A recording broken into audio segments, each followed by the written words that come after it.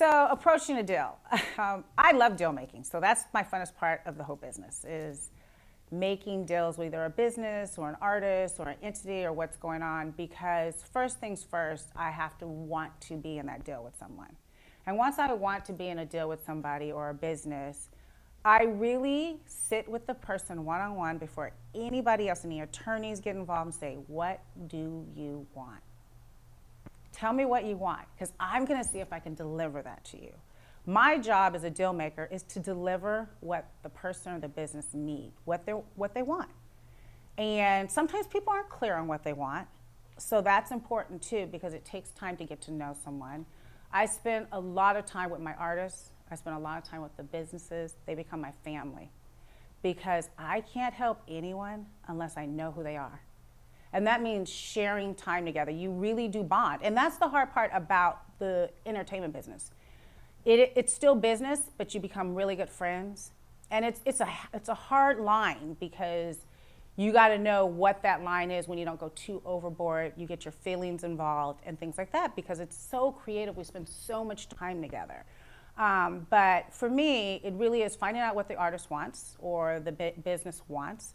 And then I say what I can and can't do. Pretty much before it ever goes to an attorney, we have a deal made. We look at each other and say, this is what I can do, this is what I can't do. Then we turn it over to the attorneys, because the attorney's job is to mess it all up. But if you have the right attorney, I'm just joking because I have tons of attorney friends, but if you have the right attorney, they listen to what you need, what they need, and they get it together and put it on writing. And then once it's in writing, if there's a problem, I tell the business or the artist to call me directly. Do not call your attorney. Call me so we have a conversation. I can say what I can and can't do, and then I go back to the legal department and say, hey, change it like this. What can we do legally? And I'm not a lawyer. Sometimes my lawyer, my attorneys are like, yeah, you can't do that. And I'm like, well, what can I do? And then I never let it go between the two attorneys. I call up and I say, this is what I can and can't do. Are we on the same page?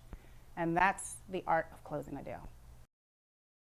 So fair to me in a deal, depending on if I'm negotiating a deal for my fee or somebody else's fee, I believe that there's enough for everybody at the top.